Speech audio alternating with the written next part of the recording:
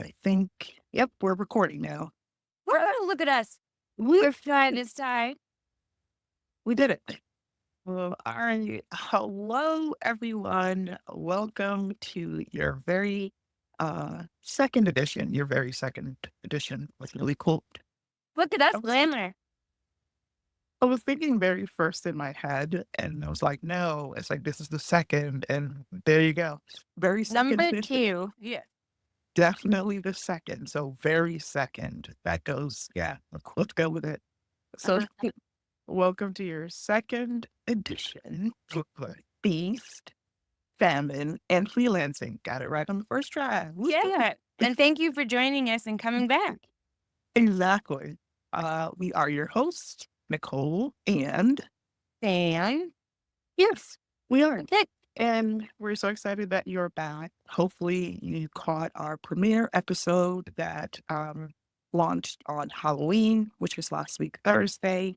If you didn't, just check it out. It'll be right below this one. I think that's the order, the newest first, on YouTube or wherever you grab your podcasts. We are on Spotify, we're on Apple, all over the places. So check us out. Yeah. So welcome back, or if not, welcome for the first time. Yes, we're glad to have you here. If you did have a chance to listen to last week's podcast, we had a couple of topics that we said we were going to talk about. So that's what we're doing. yeah. Without further ado, we're going to talk about taxes. Ill, but hey, it's a fact of life. And we're going to talk And I am the living proof of what you do not do with taxes. What Not to Do by Sam. Yeah. We're going to talk about how to optimize your resume, of course, especially if you're in freelance. And we're also going to talk about why the heck should you listen to us? Yeah. You have thoughts about that. And so Who are these ladies? Yeah. But exactly, like, who the heck cares? Well, you we do. do. And we'll tell you why. Yeah. And so with that in mind, we're going to dive right in. So we're going to split this, as we alluded to, into 3 sections. First and foremost, we're going to talk about optimizing your resume. So take it away, Sam. Yeah. So I guess with over 25 years of experience, I never really put freelancing on my resume as much because I didn't know how companies that was applying for full-time jobs would take the freelancing.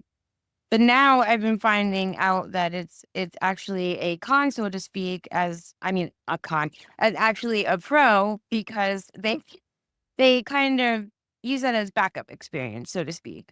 Like, I may have pharma experience, but when they look at my resume, they'll see that I have publishing experience. So that kind of, and design experience. So that kind of opens up the role I'm applying for.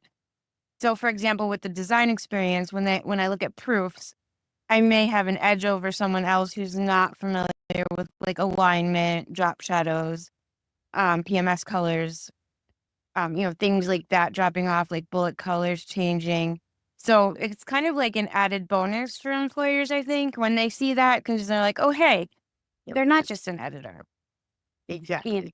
Yeah, so they have it's basically a value add. So, I mean, I have, book editor, I have the graphic design for designing ads for for publishers, and writing like annotations for new book releases. So, people look at that, take that in consideration, and maybe will even like change the role to fit, your qualifications even more.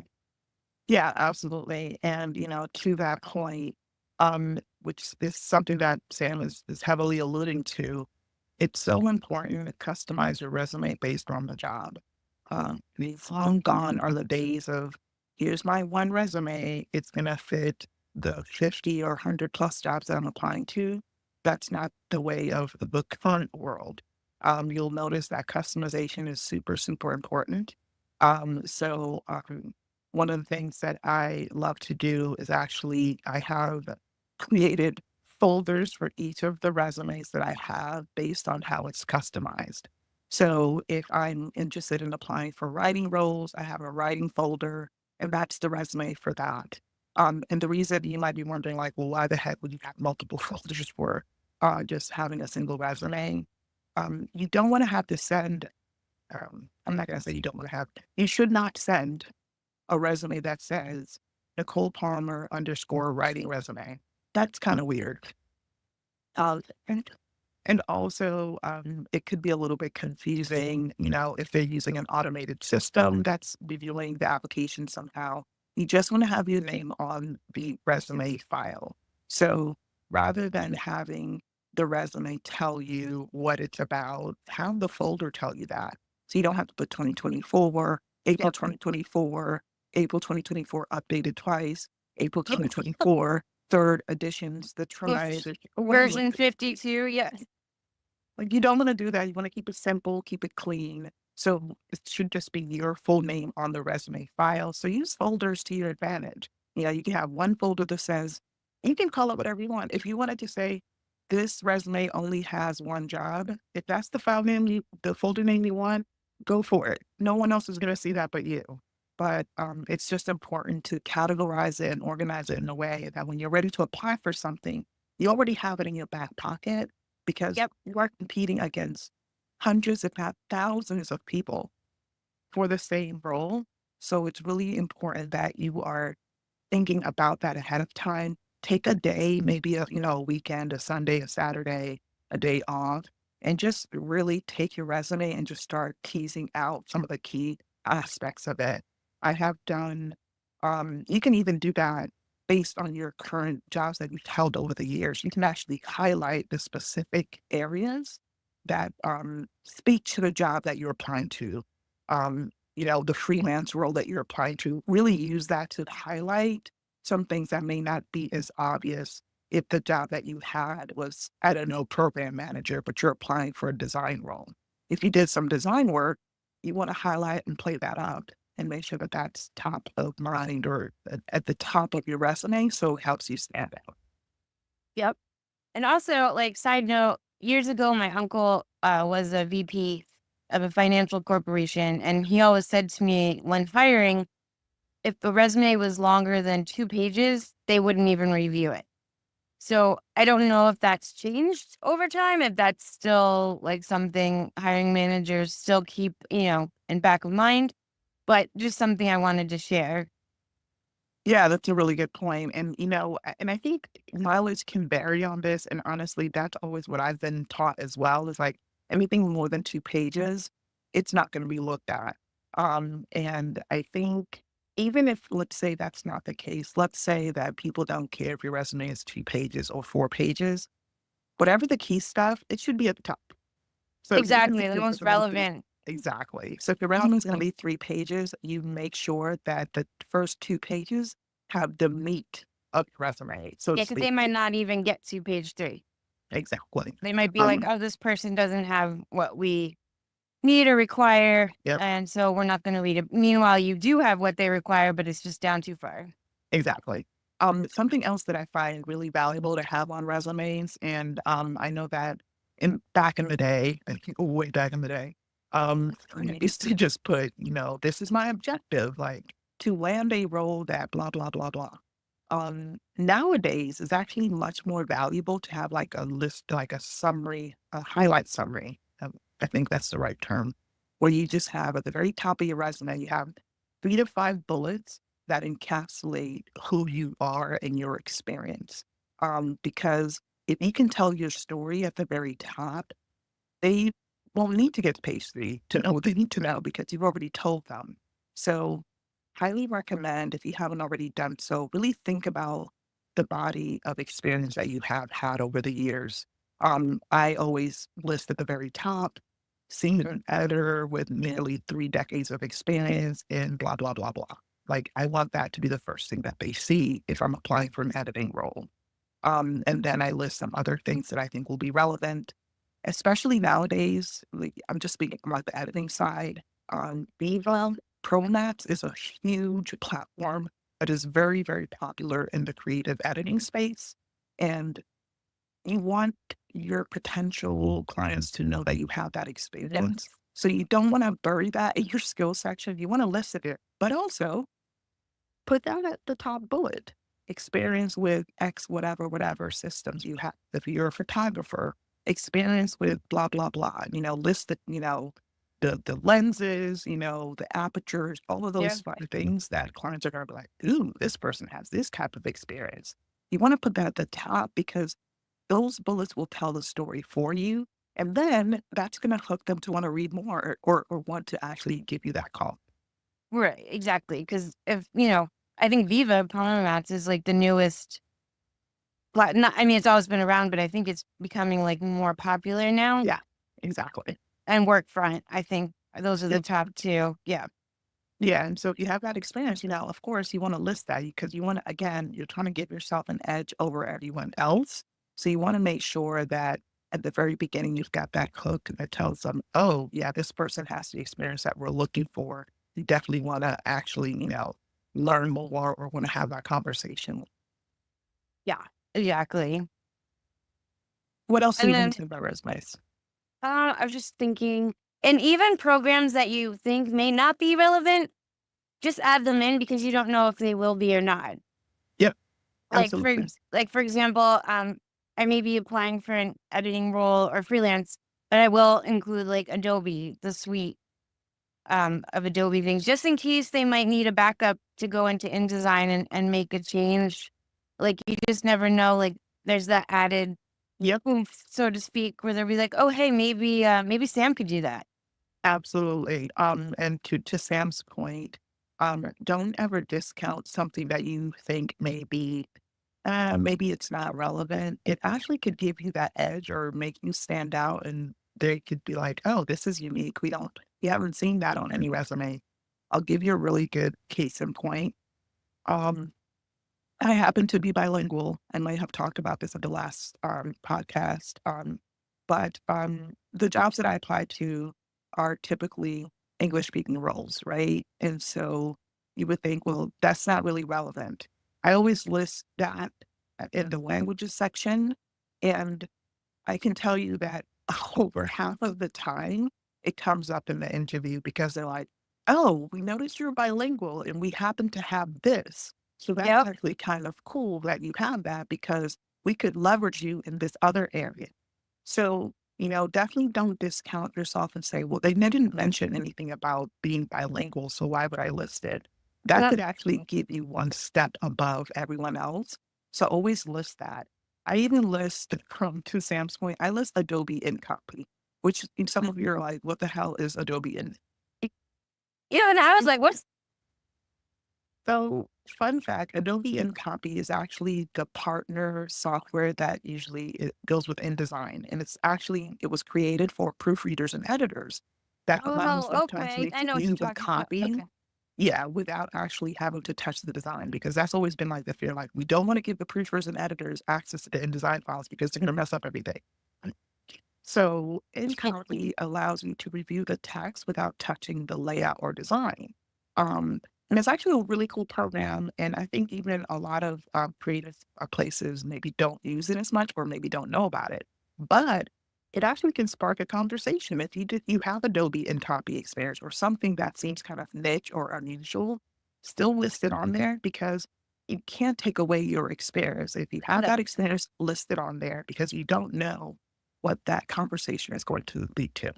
Yeah, exactly. Especially with bilingual with like Spanish, in your case, like Spanish translations Mhm. that come through with like ISIs, an extra pair of eyes, even though they are like, oh, just check this, but maybe you would catch something that, obviously I would not since, I'm Yeah. bilingual, but yes. And the number of times that has happened where not supposed to be looking at the Spanish copy and I do and I see stuff, a lot. I can only imagine. Yeah, fun fact. So yeah, definitely like make sure you list not only the key experience, but also, any skills, any, programs, anything that you think may not seem like it's tied to the job, but could highlight a different facet of your experience. Totally worth listing. So yeah. Yeah, and also, my recommendation too with bullets and everything, just to make them as succinct as possible. Whoops. You could add to them at the end, but just make sure like the first part of the bullet is what grabs you. And also, Nicole, what do you feel about this? I know I've seen like kind of mixed reviews on adding like personal information. Like Oh, I, yeah. yeah, So, I I don't personally. yes, no. The answer is no. Please no. Yeah, that's what I thought. That was Do my, not. Yes. Do not add your photo. Do not add your marital status. mm, Actually, in fact, nowadays you don't even add your mailing address. The nope. only thing they need is how to contact you. So the only thing you should be listing that is considered personal should be your name, your email address, and your phone number. That is all. Yeah, because it's not like a dating app, you know. It's- I like And puppies, kittens, long walks. it is definitely not that. So yeah, highly recommend. Please do not put a photo in that. And these are things I have seen in a resume. So I'm not saying this to like, Yeah, because I oh, used to this is work in just fun HR. content. We I used to work in HR years ago. And we got some doozies. There, one guy I remember it clear as day sent a picture of himself holding a cup of coffee. Wow. Yeah. Like We're this like, is yeah, yeah, this is not Match.com, guys. You're trying to get a job. and yeah, I just So remember that they were like, nope, but they put it in the file for like the craziest resume. What you don't well, want, and just yeah. make sure. And I know this is just beating a dead horse, so to speak, but make sure you spell check. Oh my gosh, yes. Because Please. I actually had a boo boo on mine because it was a word and so it wasn't picked up. But Yep. just just double check. Even have someone else read it a second pair of eyes. Yes. Spell check, please. Check it more than once, check it twice, check it more than 3 times. Check for formatting errors. I actually this and we're telling you things that we have done. This is not just like us talking like in the periphery. Like these are things Yeah. that we Oh yeah. with years of experience, editors and proofreaders have done ourselves. I have sent a resume before that had double bullets, y'all. I sent one with a spelling error and I was mortified. But I also sent an offer letter where I didn't notice that when I signed it, Word changed my last name at that time was Miano. It changed it to Maine. Oh, nice. So when I signed it and sent it through, yeah, they laughed, but I was so mortified. 'Cause oh well, yeah, I'm signing up as a senior editor. Look at me, I can't even spell my last name. Yeah, exactly. Thank So you, Word. Yeah, And so we're saying that to say that, we are human. We make mistakes. So don't be so sure of yourself just because you're an editor or you have this much experience. You cannot make a mistake or introduce an error. You absolutely can. We have done it. And if you're wondering sometimes like, oh my gosh, I thought I was a shoo for that job. Well, maybe you were, but you spelled something incorrectly and it was pretty egregious. boo Um, boo. Yeah, so it does happen. So, if you have a friend, have them review it, just have them take a look. The one I think fortunate thing I will say, and this is not always the case, so don't take this as gospel. When you are applying for a freelance job through an agency, they typically will review your resume before it goes to the client. So that gives you at least an extra layer. Again, that's not a guarantee, folks. So don't take that as like, oh, this is always going to happen. I don't have to worry about it. But typically, they will review it because obviously they want to send like a really polished and perfect resume to the potential client. But you should still be checking your stuff. There are also way too many software programs out there that can help you with this. No software program that is an editor, but at least a software program that will give you some contextual corrections. Not Microsoft Word. It is getting better, but it's not there yet. But Grammarly is one potential that will catch things beyond what a regular editor would catch. And I don't know if there's any other programs that you can think of, Sam, but I trying. know that's pretty good. I mean, just the usual. Like if my resume is in a PDF format, so I usually Control A, copy the text into Word, Yep. just to run a backup spell check. Yeah, at a minimum, you should be running a spell check. At a very minimum, you have to run a spell check. Don't assume everything looks good. Make sure that there are no errors.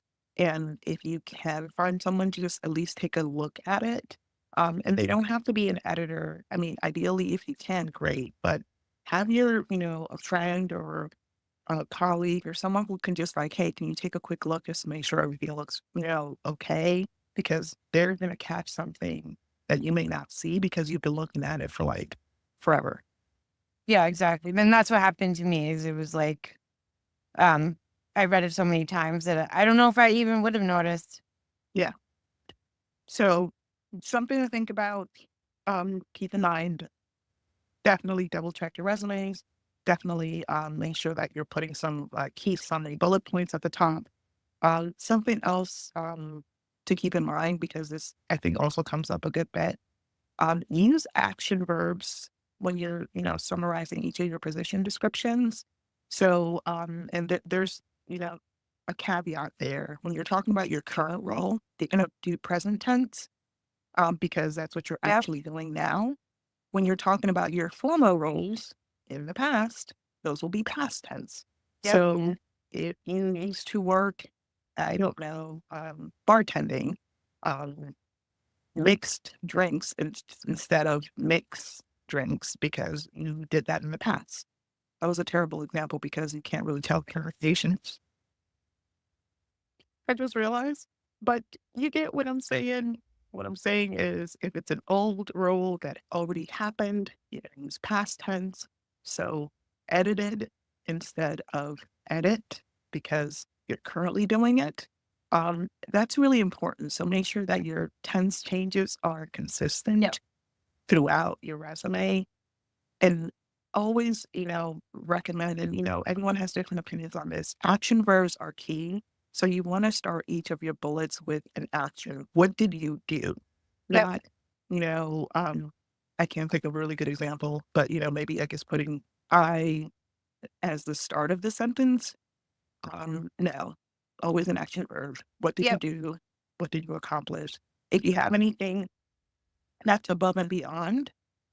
Maybe you were able to reduce, the cost somewhere. Those Yep. are important things to Oh, those are highlight. really important cost Yes. savings. Like I was No. just looking at my resume. So I don't use I just that's just me throughout. So like for example, I put like electronically copy edited, proofread both HCP and DTC print and digital assets. And so right there they have the electronically case in point to Viva. Yep. Exactly. So be very descriptive. Also, if you have leadership roles that you have, include the number of people that you led that were on the team. Numbers are king. So you want to definitely have that in there. If you, were able to cut costs down, something that I actually saw recently, which I thought was really cool.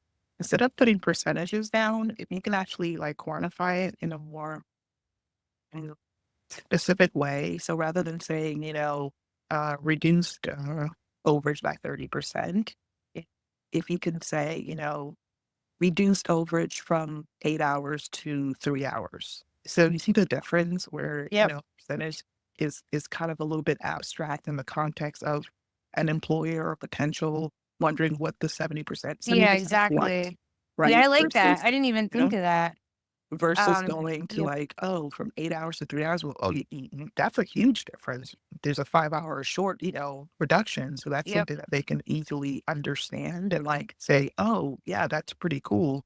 Or how about versus saying, um, increase revenue by 30%, increase revenue from, 2 million to 4 million. Yep. That sounds so much better. Yep. So there's a difference there. And it not only sounds better, but it's easier to count, if that makes sense. So wherever you can put actual, not just dollar amounts, but actual numbers, Yeah, that's proven. important. Yep. Exactly. Like grew customer base to, by 50%. No, grew customer base from 2,000 to 3,000. That's clearly a way that they can quantify what that number change was. Yep. Um, yeah, I was just thinking of anything else we want to talk about on resumes. I guess I do this, Nicole. I don't know if you do. So whatever position I'm applying for, whether it be full time or freelance, I'll put I'll put the a full time previous job first, and then the related freelance job under that. Do you do that, or do you just separate them? Like have full time, all those jobs first, and then freelancing.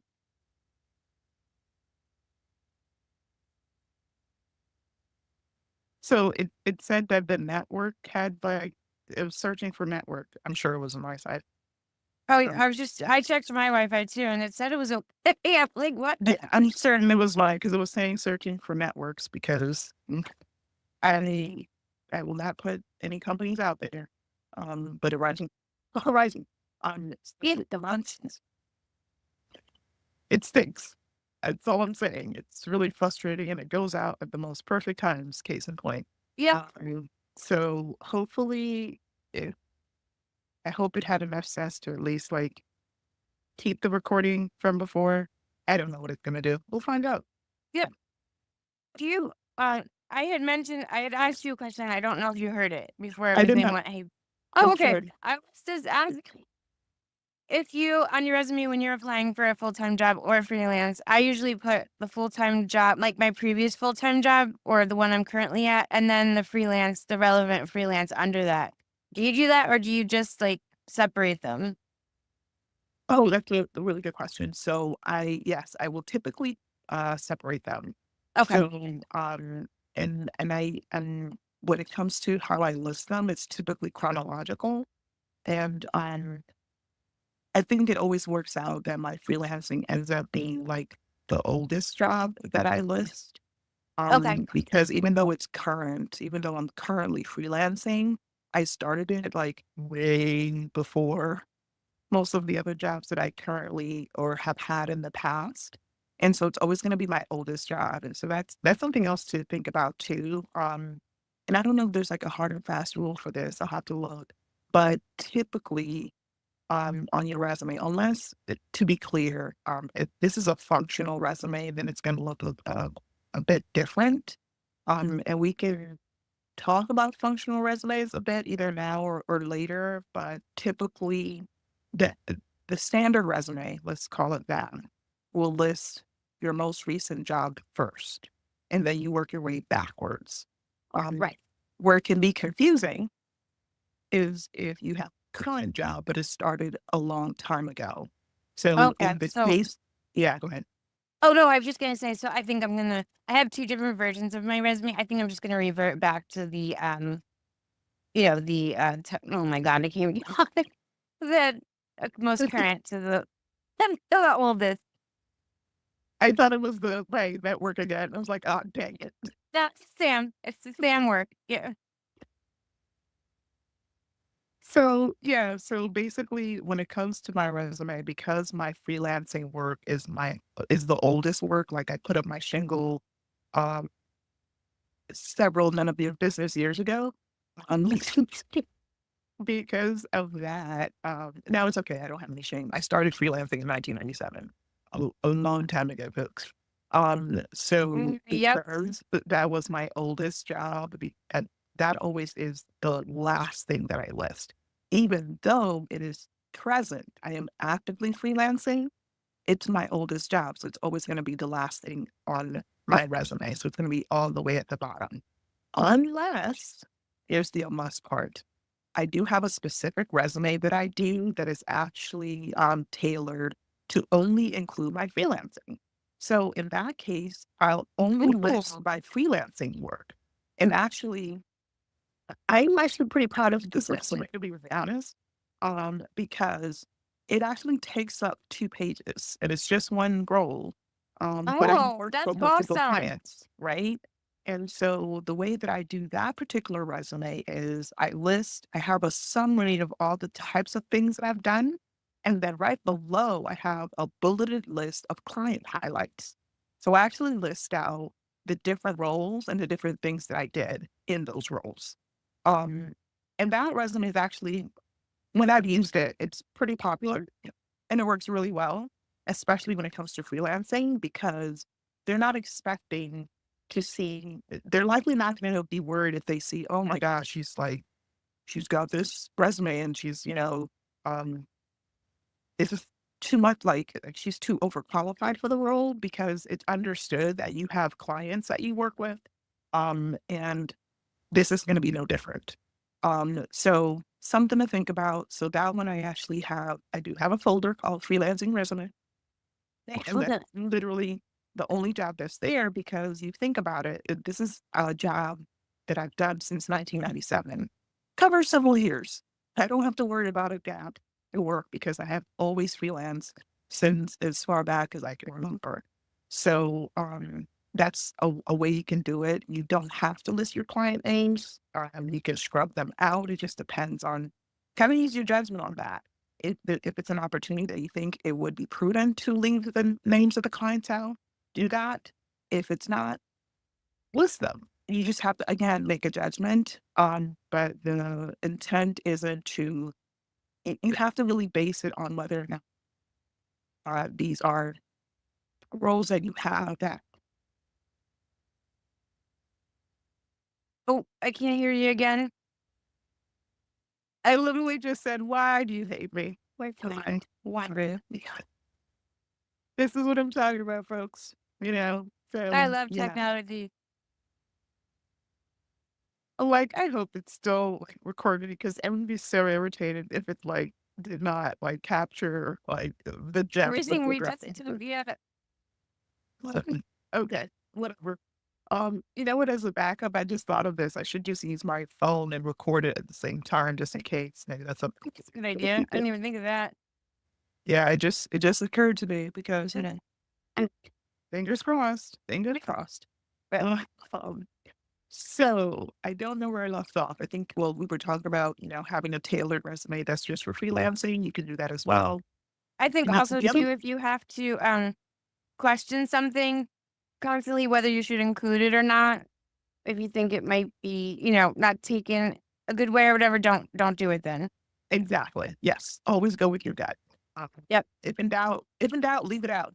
exactly. And also, with references and everything, just put references available on request.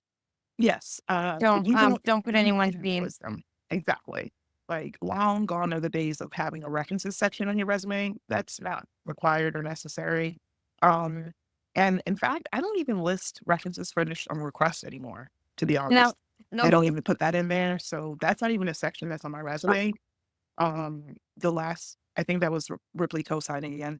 Um, Yeah, she agrees with you about references. I Yeah. figured she would. I suspected as much. Yeah. So again, make sure that you have tailored resumes depending on the types of roles that you're going to apply for. If it's a photography, have a photography resume. If it's social media, have a social media resume. Now that you kind of list everything else, you want to tailor it. You don't want to have any prospective client having to sift through your resume to get to the meat of what they need or the heart of the content that is relevant to them.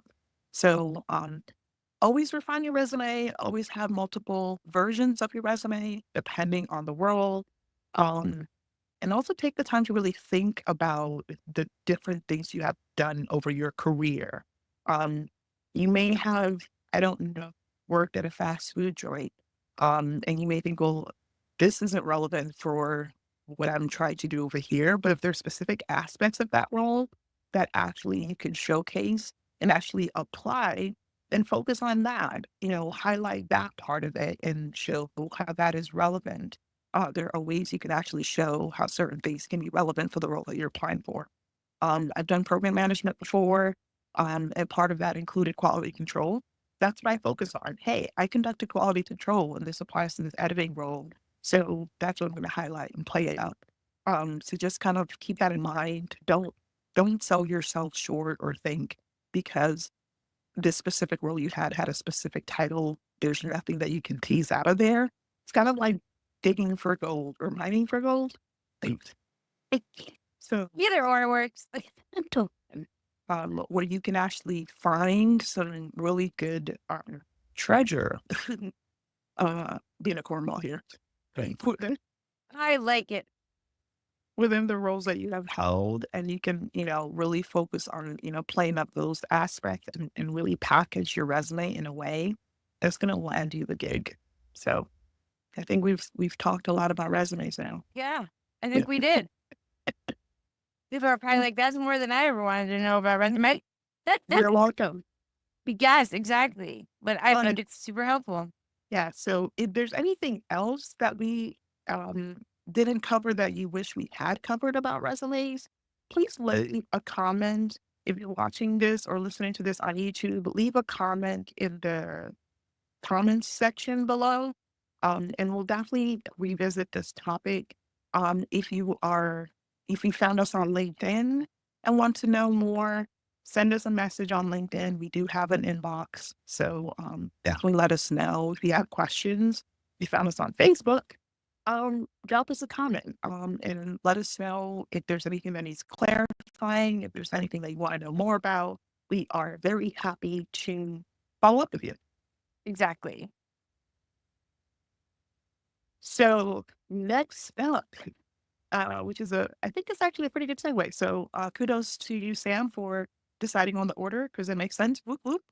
Um, so why should you listen to us? If you've gotten this far, you probably already know the answer.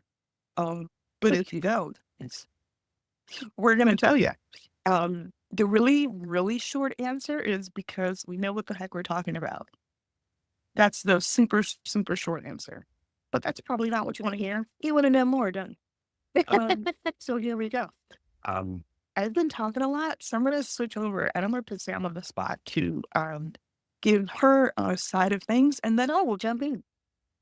I think we came up with this idea because it's a tough world with freelancing, and there's a lot of things people don't know about freelancing. And we just thought that we would share our knowledge and experience because, we have a lot of things. Hey, don't do that. We, because we've learned, and, I'd like to share, and Nicole would too, like little tips and tricks we've picked up along the way. How to, like we just discussed with the resume, how to make yourself stand out. How not to sell yourself short, as you said, but also charging rates, like to give you advice on that. A lot of people are trepidatious about giving a certain rate, but don't sell yourself short. You're worth it. Like, I mean, it took me a while to be Agree. like, oh, well, maybe they won't want to hire me because I'm Yeah. asking for this. Well, you know what? Then you don't want to work for them. Bill. Yeah. So you want, and we'll help you find places that will actually value you and fight for you when placing you for the rate that you want. And you know what? Start high. But no, like, say you want, for example, $75 an hour. Well, start with, like, 90 and, then they'll work down possibly. You might get the 90 and be like or, they might come back and be like, "Well, how about 80?" And then there you go. You got $5 more an hour. Exactly. So, Um, yeah, go ahead. no, I was just going to say, like, who wouldn't want to listen to people that use words like trepidatious? I mean, come on. That's a pretty good word. Let's not discount the fact that we just throw stuff out like that. Yeah, Because and why? That's how we roll. yeah, and some days I'm like, "Oh, I hope I'm using the right word." But it's a big word, so maybe it'll sound good. Yeah. Exactly. So, yeah, no, but to Sam's point, absolutely all of those things. And then one probably more obvious because, we all know that there are the naysayers, the negative Nancy's and the negative Neds.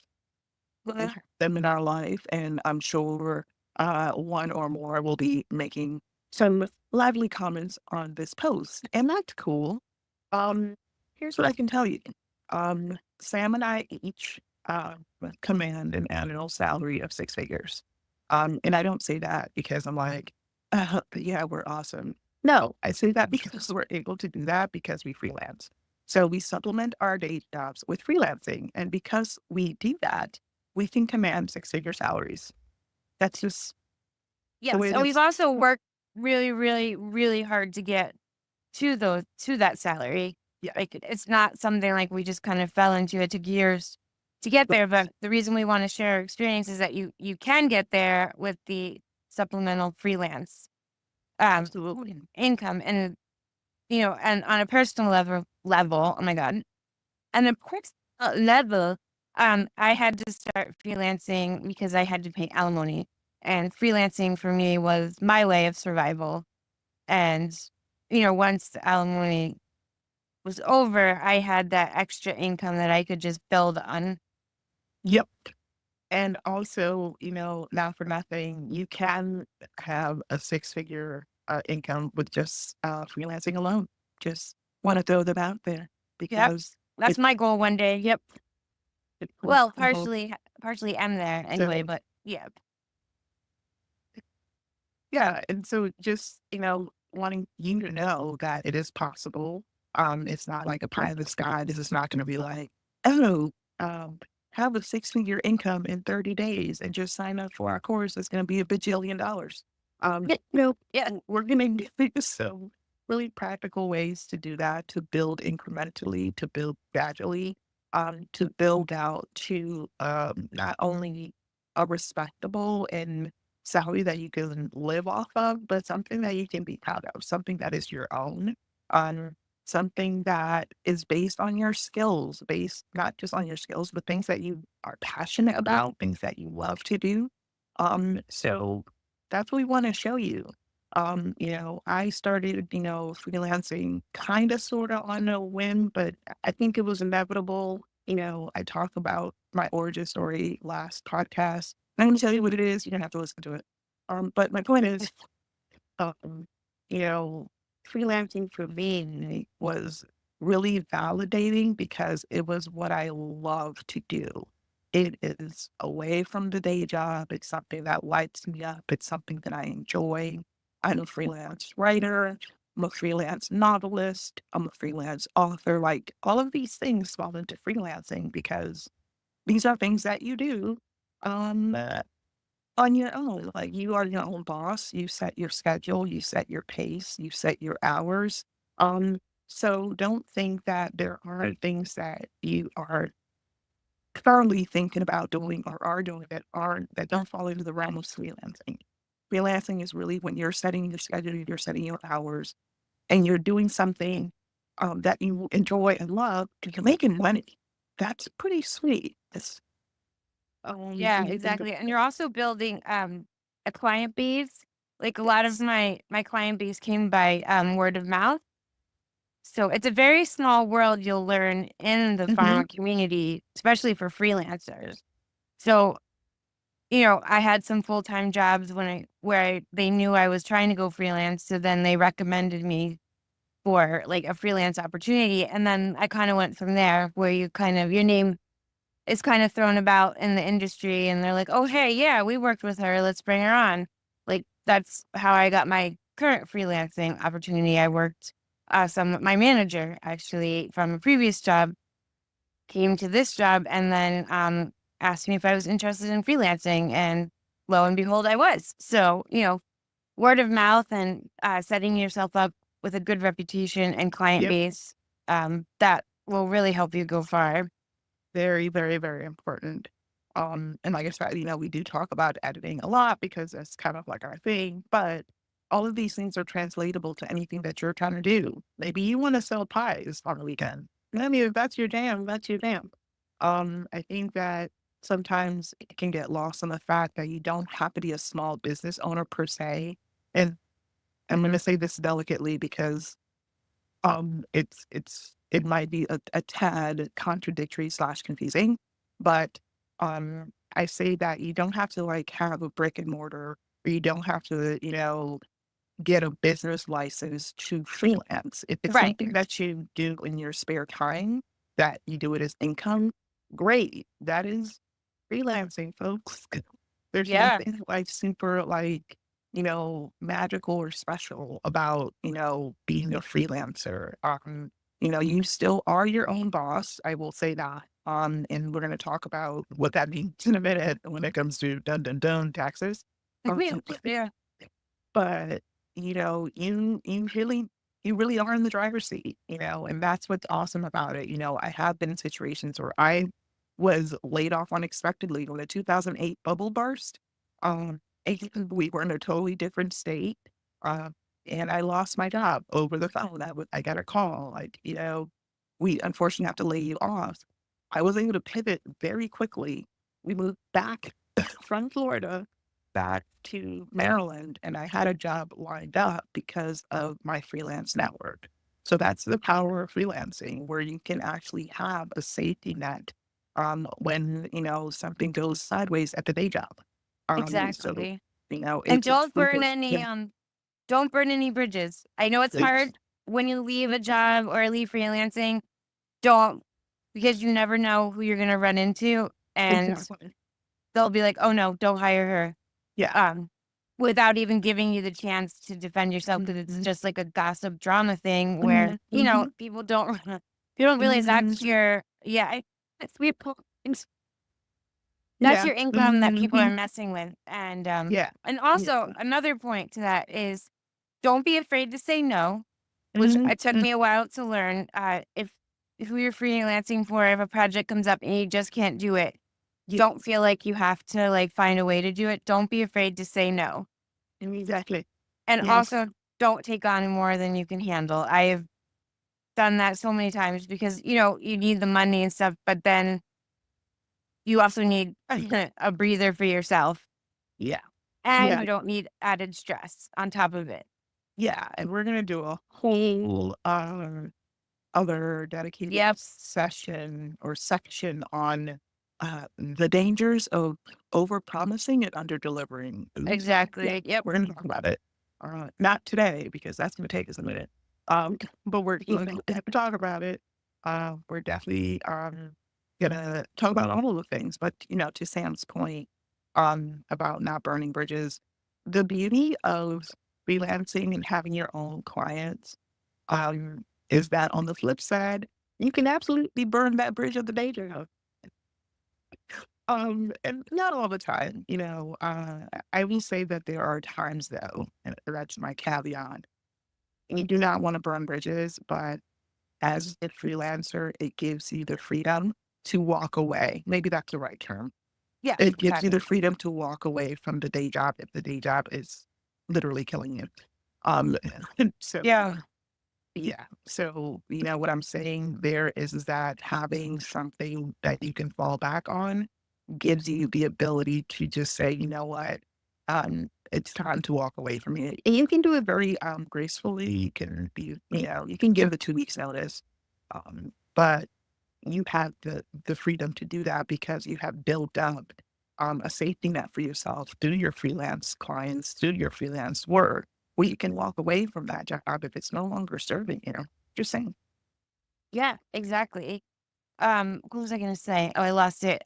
The dogs might go crazy in a moment because Mr. Phil is home. So brace yourself for impact. But on that note, speaking of taking on too many jobs and everything, I would just like Nicole and I would like to hit upon taxes. Um, what I recommend. So some places will actually take taxes out for you as a freelancer, which is great. Other places will not.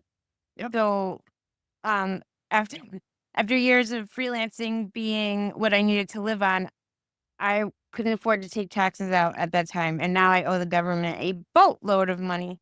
Like literally, I could buy them a boat with the money I owe.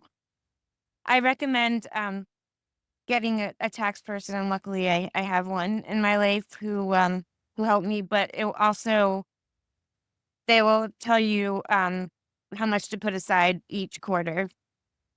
Yeah. And to Sam's point, freelancing does not equal free money, guys. Oh no. Let me be very clear. Freelancing means extra money. It does not mean free money. And by that, we mean that the tax man will always collect. Uncle Sam will Oh always, yeah. always collect. He will find you. And Oh, he'll he did. Oh, he did in a big way a couple months ago. But luckily I qualified for the tax advocate service. Phew. Yeah. Phew. But yeah, it's very important. Find a CPA or someone that can help you. And you can even, I think the IRS has where you can actually pay it to them every quarter, estimated tax. That's what it is. Yep. Your CPA or And tax advisor can give exactly. you And the vouchers for that.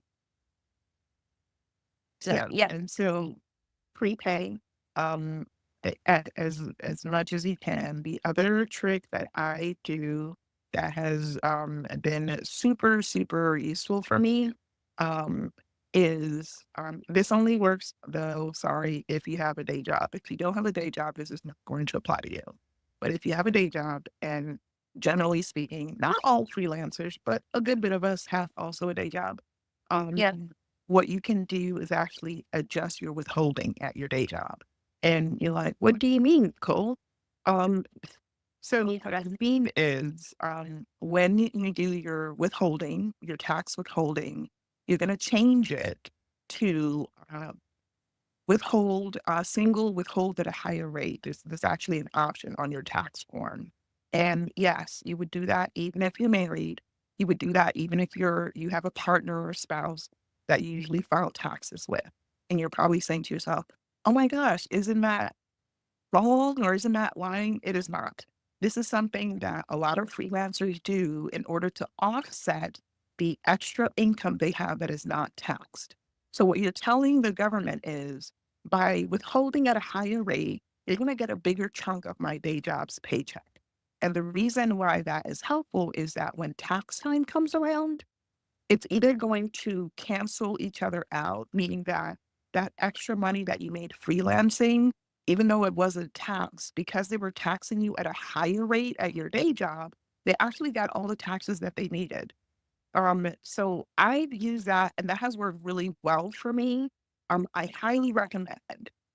If you can't afford to do that, that's totally understandable. But if you can, especially if you have freelance income that is equal or higher than your day job, highly recommend you do this because it's how you prepay and you don't have to think about it because it's already coming out of your paycheck Yes. automatically. And you're not like So stunned yeah, when you have your taxes done like I am every year with them. exactly. So, and you may still have a liability, but the liability that you have, you will find is significantly less. So I highly encourage you, if you have a day job, change your withholding. Well, obviously, once you're making freelance income, don't do it before then, guys. Just so change your withholding, so that it is withholding at a higher rate. I believe the average, give or take, the taxes, the percentage is usually about 40% of your income. I don't think that's at the high rate. I think that's just the standard. So it's going to be a little bit higher than that or in that neighborhood.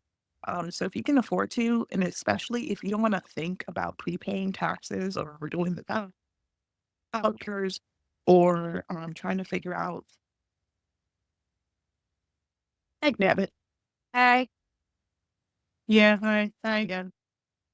I don't know when it cut off. So I know I was doing my little rant, but it Oh, yeah, definitely, no, just like the payments, the prepayments, how important they are. And also, another thing people don't consider, and my tax advisor helped me, is write offs. Um, Mhm.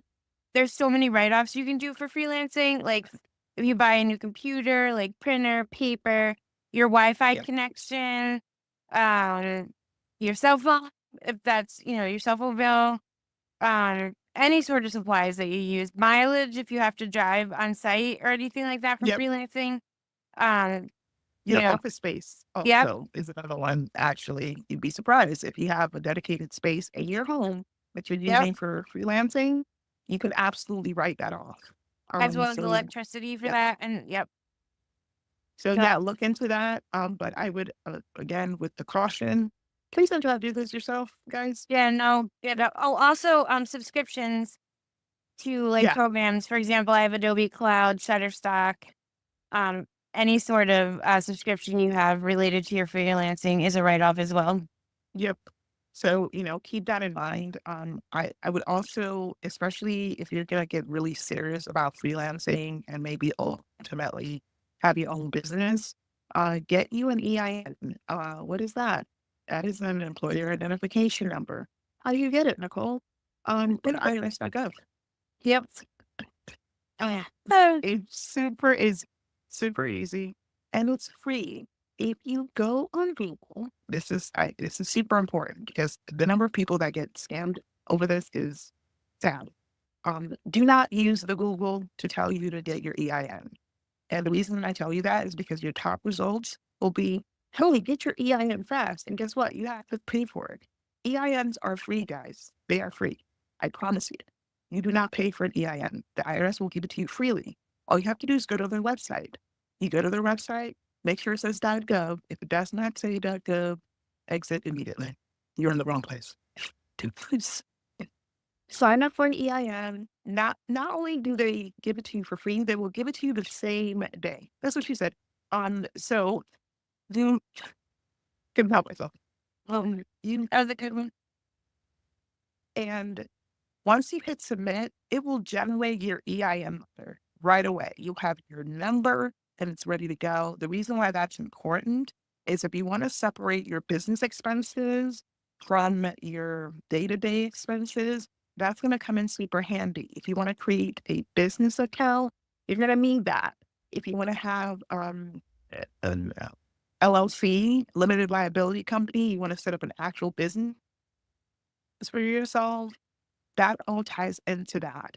And also most clients, and I'm not saying the ones that, that are just like, a person of one, but like businesses that you have as clients will let you use your EIN to, bill your invoices, to pay you.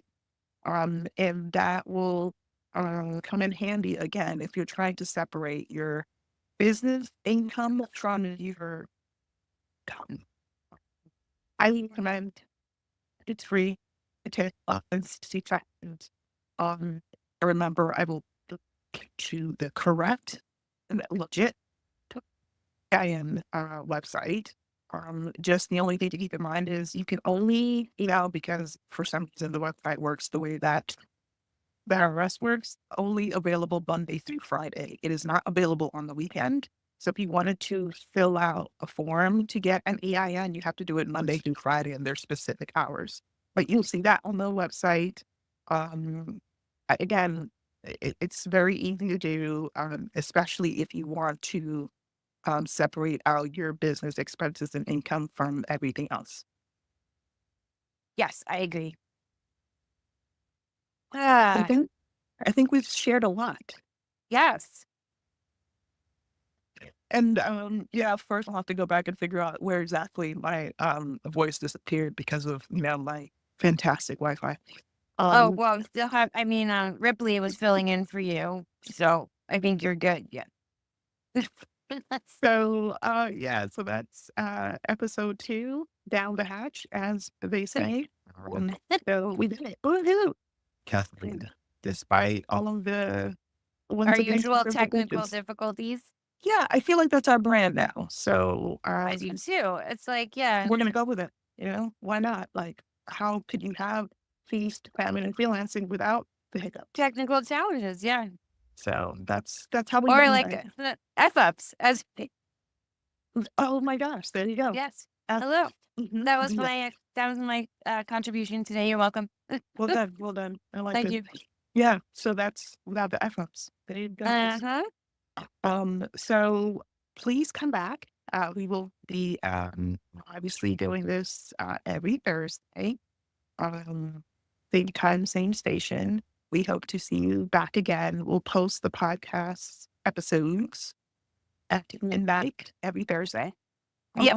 And we'll have some really cool stuff. I don't know, because this is how we roll. So we talk about what topics we're going to talk about on the fly a little bit. I don't know off the top what we'll talk about next week. I wanted to give a really cool teaser, but hey, Sam, what do you think? Maybe like tips and tricks, like review tips and tricks, you think? Like, what am I thinking? Not like spell check and stuff, but comparison, like easy comparison ideas, checking your work, Cool. like stuff like that. Okay.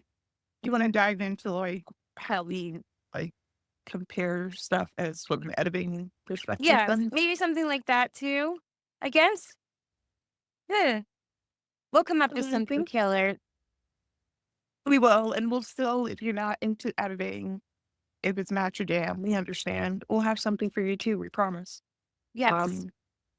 So there's like all of the topics will not just be editing centric, as if you notice today, what we talk about was pretty universal.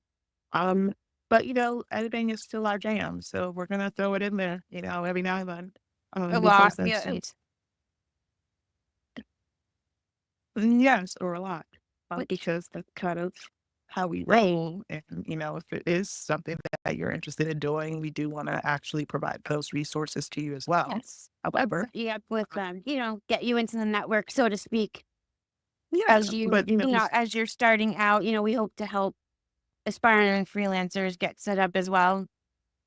exactly. So, remember, your EIN, you can do that yourself. Do not pay for that. Do not pay for that. It is free. It is free. It is free. Do not pay for it. Uh, I just want to say that because I'm telling you, there's so many people that get swindled by this company that is like the top result on Google, and it's really insane. So please do not pay for an EIN. Oh, It is that's free. another thing we could talk about too. Not to avoid getting taken advantage of with things. So Oh, yeah. Like, yeah, let's talk about scams. Yep. yep, Mhm. exactly. Like Um, freelance we have scams. some Yep. recent ones too. Yep. Yeah, so we can definitely talk about that, what to look out for, some telltale signs that something is not quite with it seems. Yeah. It Um, makes it sounds too good to be true. It usually is. there is. That is very true. So we're going to talk about that. So yeah, we've got it's shaping up quite nicely. So we've got topic number one, some cool tips and tricks for comparing and reviewing content if you are an editor like ourselves. And number two, scams to look out for. How to spot those scams and Yeah. coming a mile Them away. scams.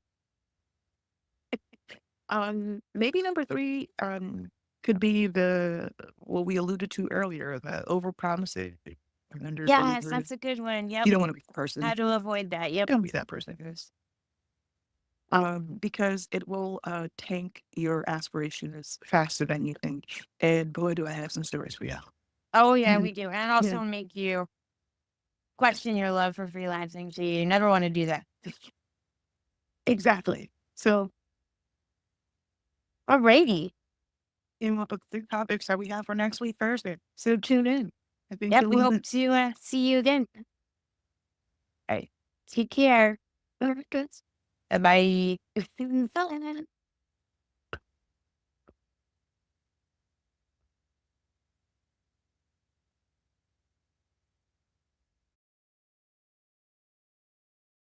Episode 5 of Feast, Famine, and Freelancing, or as we like to say, F3. And the F's can be whatever you want them to be, Yep. depending on the day. Yeah, and it Sometimes has the to F be can, 3 F's. You have to choose 3 F's for that. yeah, exactly. Sometimes the F can be the same word, if you get our drift, depending on the day. Repeatedly, you have to say it more than Mhm. once. If it's one of those kind of days, yeah, there you go. We're We with did you it. on that. Yep. We're building a rhythm here. We're so proud of ourselves. The opener went pretty good considering where we started at episode 1. Sam, I think we should be pretty proud of ourselves. Oh my God, most definitely. So there you have it, folks. And without further ado, we're going to dive right on in. Sam, for the lovely listeners at home, since you have the handy dandy list and I've mostly forgotten, tell us what we're going to talk about today. Okay, it's like a game show. Today, we're going to be talking about work from home options, like a good home office setup, and how to build a client base and network. Boom. There you go. 3 juicy topics for the listeners today. Very juicy. That's what she said. Oh, damn it. I'm feeling extra spicy because I know, I was going to say. I was telling Sam earlier, I tried my hand at making some butter cookies, which are my absolute fave in the world. Walker's butter cookies, they are addictive. Pretty sure they've laced them with something that's Yes, not kosher for mainstream, but that's just my thought on that. I agree. Unfortunately, I cannot have them because I am allergic to pretty much everything they put in them. So, Walkers, if you're listening, please make some. You've already taken halfway the step. You've already done them gluten free.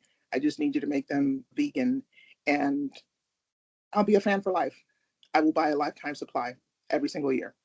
So just saying, putting it out there. Yeah, they've got gluten free, but they still have the dairy in them. So I can't have them. Aw. And it makes me very sad. I I mean, know I'm not lactose intolerant, so I cannot take a pill. It affects my immune system. That's a whole other story for another day. I just went on a whole rant, but I was trying to explain the reason why I'm a little spicy is that although I am nowhere close to replicating the Walker's recipe. It's got a good bit of sugar in here. So we got some Oh sugar, some boy. caffeine. So yeah, Oh boy.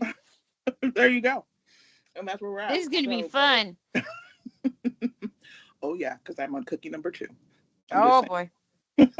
I just started since I woke up so late, my caffeine. So we'll be on the same boat. there you go.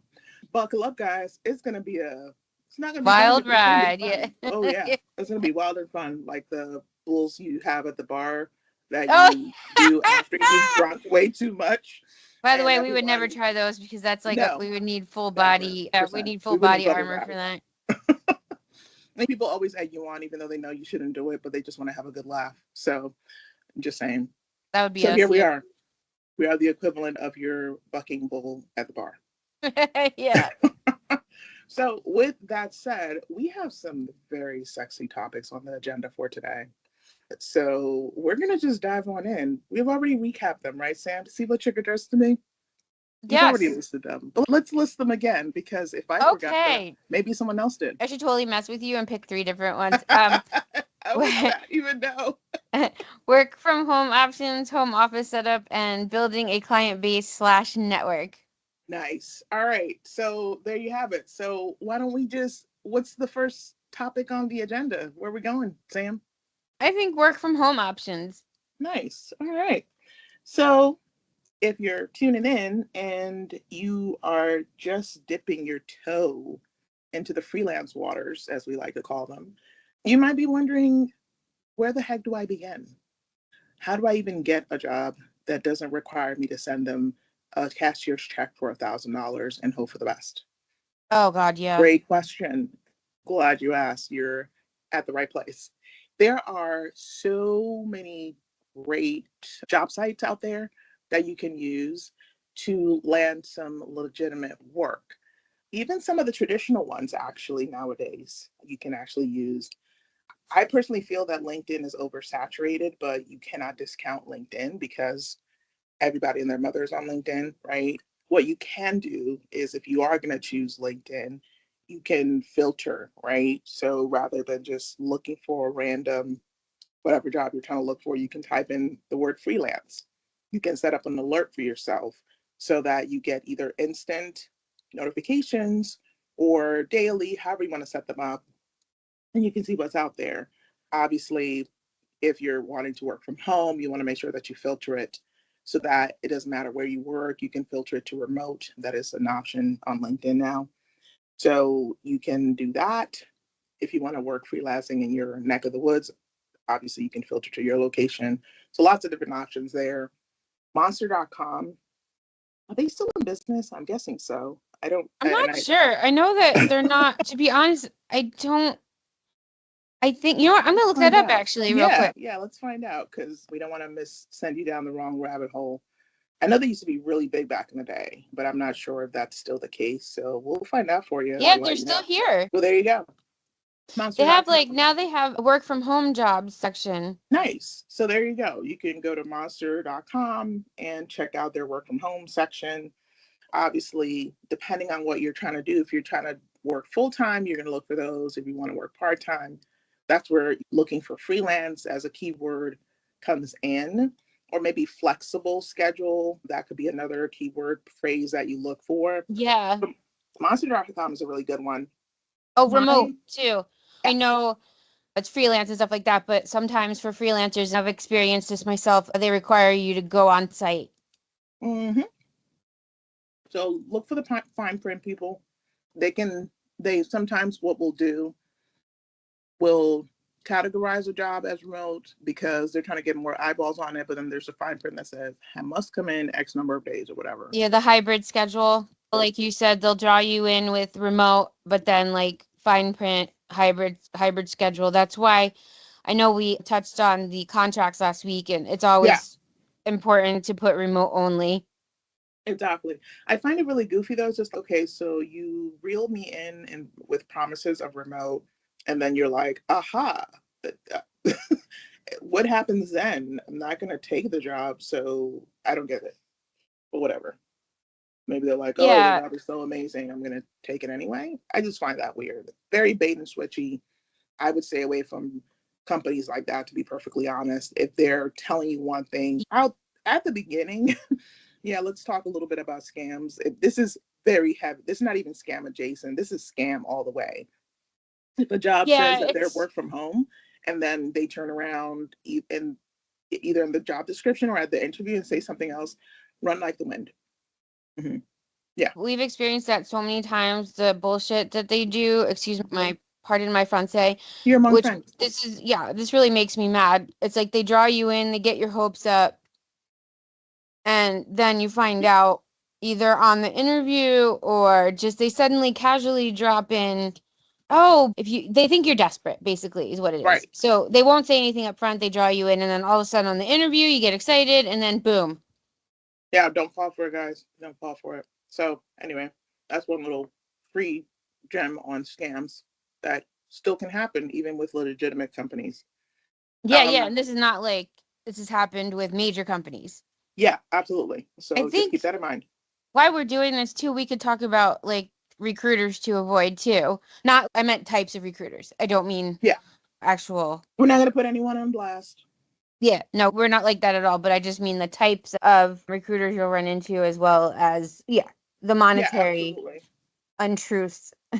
Exactly. Like if they tell you one thing, but you see the same job posted and you know it's the same job online for a different rate, you should look at them side-eyed. If they if they're trying to have you, like I mentioned last, I don't know if it was last time or the one before, where this one recruiter was trying to get me to embellish, like heavily embellish my Yes, resume. Don't do that either. That's not cool because that's not embellishment or stretching. That's just a lie. that's lying. Yeah. So don't do that. Don't stay with recruiters like that because who knows what they're doing on the other end. Who knows? Also, I am a big fan of responsive recruiters. And in my opinion, the most you get is two tries with me. If I'm engaging with you and you're not responsive, I'm not going to chase you. Like I give Exactly. everyone quiet two tries, and after two tries I'm done. And I'm not, and I mean that they may reach out and I do not engage because that's rude, and that's not a good use of your time, and your time is valuable, and if you don't value your time they won't either. Yeah, and it's, if the client, like after you go through that and the client is not interested in you, they won't, sometimes they just leave you hanging where Mm-hmm. you don't know that what happened, and then you have to follow up and then you don't hear back, like what you said, like timing. Also the fact that they make money off of hiring you, so all of a sudden Yeah, then they're not going to make money off you, so it's bye-bye. exactly. I think most everyone knows this, but in case you don't, when you work through a recruiter or an agency, the recruiter that brings you in, that lands you the role, actually makes an hourly rate for every hour you work.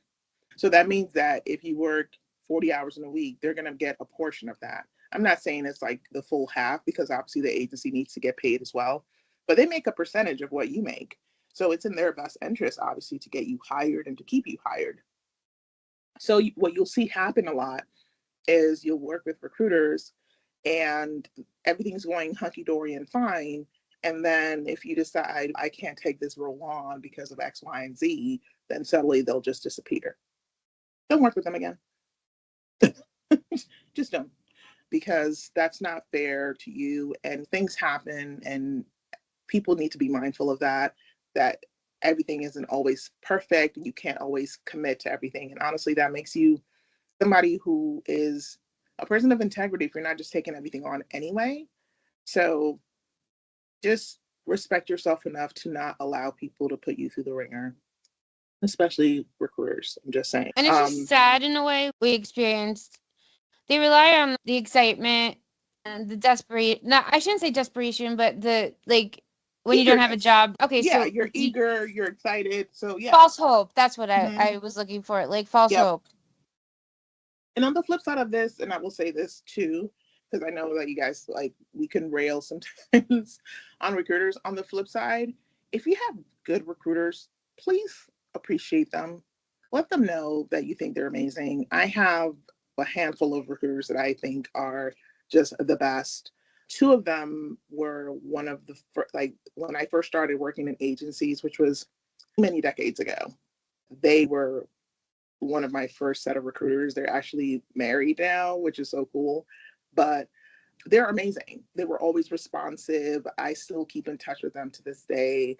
And I've always let them know how much I appreciate them. And so if you have a good recruiter, because honestly, they're not a dime a dozen, to be perfectly honest with you, let them know that you think they're amazing.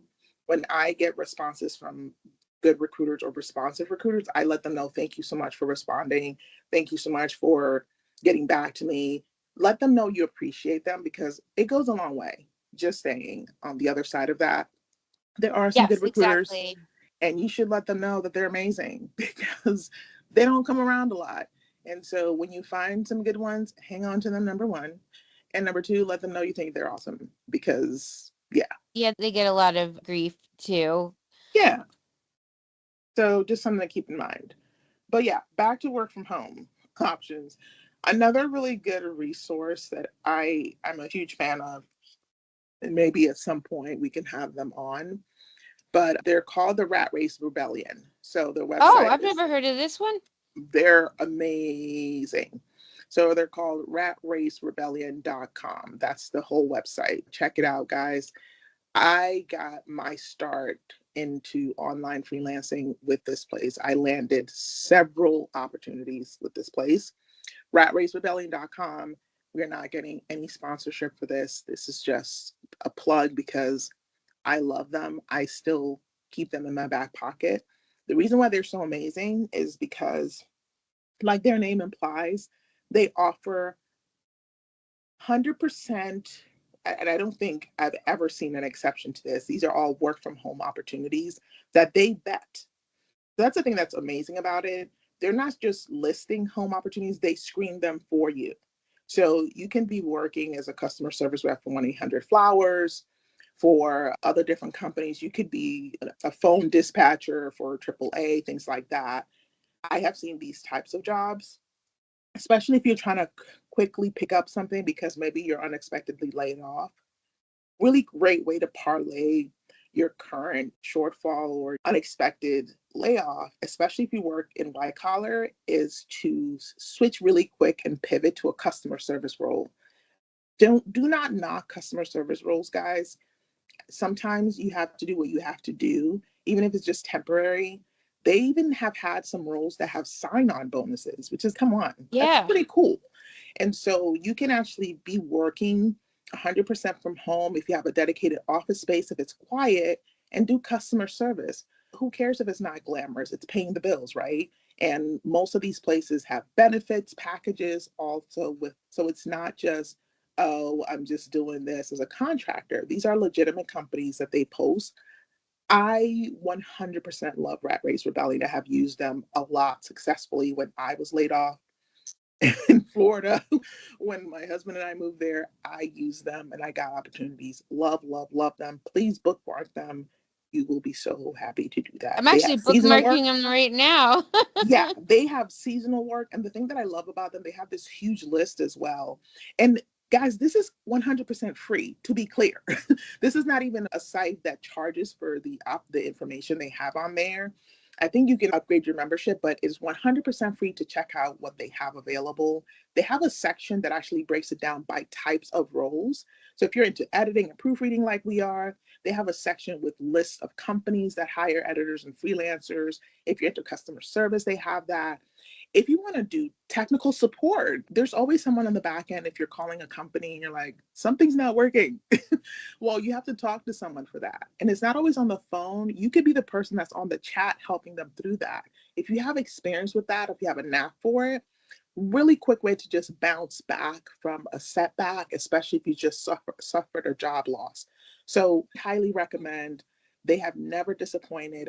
Every time I've used them, I've landed some really amazing opportunities through Rat Race Rebellion. So shameless plug. Hopefully maybe we can have them on at some point. I even saw that they also have a YouTube channel, I will say. And I think they were just talking recently about cannabis jobs. So they find some really cool opportunities. Definitely would check them out if you're looking to, especially if you want a little bit of a confidence boost, if you're just getting started, especially with editing and freelancing, because they have the the type of editing and freelancing where they have companies that are always recruiting for editors and freelancers. So it's a really cool way. I would actually even put them over Upwork, to be very honest. That's just me right now, because you don't have to worry about getting scammed. Everything there is 100% vetted. So that's my little rave about Rat Race Rebellion. They have never, ever let me down. I just bookmarked it. So yeah, I think I've said a lot about work from home. I don't know if I'm going to turn it over to you, Sam, and then I have another couple of other things I can share on that. Sorry that we Yeah, have a helicopter basically, flying past. I think we covered a lot. I was just looking at the sites that I've used. Flex Jobs. Oh yeah, that's another really good one. So I got some jobs through there. And I'm trying to see, like, I'm looking through my list. So mostly, I think it was Flex Jobs and LinkedIn I used. Yeah, and Um, so for those of you who don't know, Flex Jobs is another website. They screen their jobs, as far as I can tell. yeah, Sometimes, I don't know. I don't think that they don't screen them. Sometimes some of the jobs I feel like are annoying more than anything else, for lack of a better term, because you will have sometimes where they're like, oh, it's remote, and it's like, nope, it's hybrid. yeah, and I think you have to have a membership for that. That's the only like drawback. But I Yes. did have some good experience with that. I'm just looking, I'm trying to remember the other one I used. Yeah, to your point, Flex Jobs, and it's all one word, FLEXJOBS, Flex Jobs, and I think it's .com, where you Yep. can sign up and actually look for. And it's not just remote; it's also in-person opportunities. But the reason why it's called Flex Jobs is because you can potentially, it can work around your schedule. Like certain companies need something in the evening, or like different type of non-traditional work hours. So that's why it's called Flex Jobs. It's not all 9 to 5 type of Yeah, and that's things. why I liked it so much because I was looking for something extra with Mhm. like evening hours, kind of something that would be Pacific time, so to speak. And Yep. then working from like 6 to, I can't do math, like 6 to 12 for 6 hours at least, or just a couple hours in the evening after like my regular job just to make some extra cash, especially around Right, the right. holidays. There was another one, of course, like the name is escaping me. So if I remember, I'll post it on like in the comment section of the video. But I'm just going to talk about it in general, and you will find some of these opportunities within Rat Race Rebellion. But another really good work from home option that can be overlooked is transcription. When I way back in the day, when I started with my home business, I actually was doing a lot of transcription work. And if you're not familiar with transcription, you basically take audio content and you convert it to text. And you're probably saying to yourself, with AI and text to speech, who's even doing that anymore? Some people still prefer a human, number one. And number two, even if there is some type of automation that's converting it, you still need to review it still needs to be reviewed by a person. So there's a lot of good opportunities in the transcription space, not just, and you may think the first thing you think of when you think about transcription is medical transcription, which is not entirely untrue. There's a lot of good work out there for medical transcribers, and the I guess the not the learning curve, but the time to start, I guess, I think is relatively short, because if you're a fast typist and you don't always have to have a certification. I did not when I did medical transcription, but I had a background in healthcare. So I was able to use that to land transcription opportunities. And it actually can be pretty lucrative, especially if you are a pretty good typer. You can actually make some really good money off of that. They typically have shifts available, so you can do 7 to 3, 3 to 11, or something like that. And you can work for large companies who have doctors that they have to do transfers for. Or another really big area that folks can pursue if you're not into medical transcription or if you don't have a background is financial transcripts. And so the earnings calls, a lot of times, every company that's publicly traded typically has investors that they are beholden to. So you will have earnings calls that typically happen every quarter, where the investors get to call in and listen to their earnings for that particular, like the performance of the company. those calls they have to be transcribed. And so they have to be done by a person. Now, granted, like I said, you do have some text to speech engines, but they're not 100% accurate. I don't know that they'll ever get to 100% accuracy. Maybe they will. I can stand corrected. When you're working with multiple speakers, it can get very tricky. So there's a lot of companies out there that hire people to transcribe for their earnings calls for their companies that they work for. Another area you can use to supplement your income. You can do this full time. A lot of good options out there, especially if you're trying to get your feet, like you dip your toe into the freelancing pool. Transcription, it could be a really good opportunity. I didn't even think of that. Oh, actually, no, I did when my oldest was looking for a job. Another one was medical coding. I know you have to Yeah. take a course for that, which is not like any big deal. I shouldn't say any big deal. I just mean it's not like a long term, like going to school like a year or anything. It's just like Yeah. a course. And a lot of people are looking for medical coders. Absolutely. And this one, especially that I'll talk about, this will be especially great for people who are nurses, who have some type of advanced degree in the medical field. There's a lot of lucrative work for case reviewers that you can do from home. I have seen that a lot, and that's the only kind of regret I have about not finishing my nursing degree, is that you can actually get some pretty lucrative opportunities reviewing cases.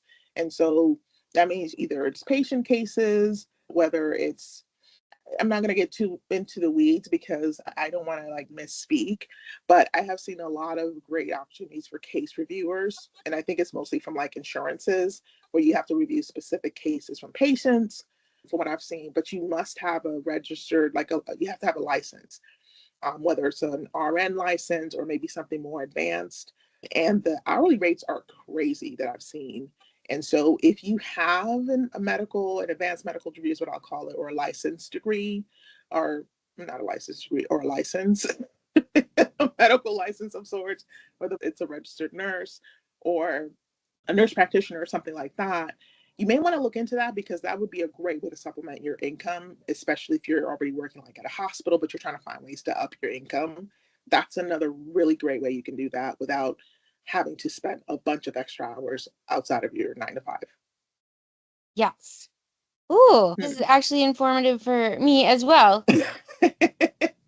Yeah, so maybe hopefully once we blow up, whoop whoop, we can have, I'm gonna get her name wrong, so I'm not gonna try it, but the head of Rat Race Rebellion, maybe she'll come on the pod and tell us a little bit about her and how she got her start and all of that. Because I'm telling you, it's freaking amazing.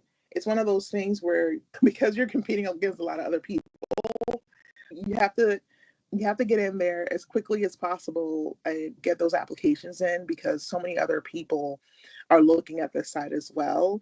And Yeah. that's where the subscription comes in because you can get the notifications early. And so that would be a benefit. But honestly, I haven't paid for a subscription in a really long time and it's still of value to me. So I'm telling you, when I say that it's one of the best resources online for finding legitimate work, hands down. Yes, absolutely. I think this was a super productive I and do. informative conversation. And there's the horn. I don't know if you guys can hear that, but there's the ship horn right now that's going off like crazy. I'll say that, and then there'll be nothing on the actual audio, so I'll just sound like I've made it up in my head. But I swear this is really loud, obnoxious ship horn that always around this time is exactly when it decides to make its appearance. Yeah. presence known. I Yep. shouldn't say appearance because we can't see, but Yes, you get it though. You do. All right, we gave you a lot for work from home options, and I'm sure there's more. In fact, if you happen to be a company that has some work from home opportunities and you listen to this pod, let us know. We'll be happy to give you a shout out. Or if you are a person who uses some really cool sites and resources, let us know that as well. We'll be happy to check them out and give them a little bit of a shout out in the next time around. Mm-hmm. Yep. yes. But I think this is a good segue into the building a client base Sure topic. is. Sure is. I need more energy drink. Excuse me a second. Yeah, I'm just like, oh my gosh. I'm like, I feel like I just ran a race. Oh, sugar crash. That's exactly what's happening. No. I'm like I was completely out of enjoying it. Yeah. Don't like take it away from me.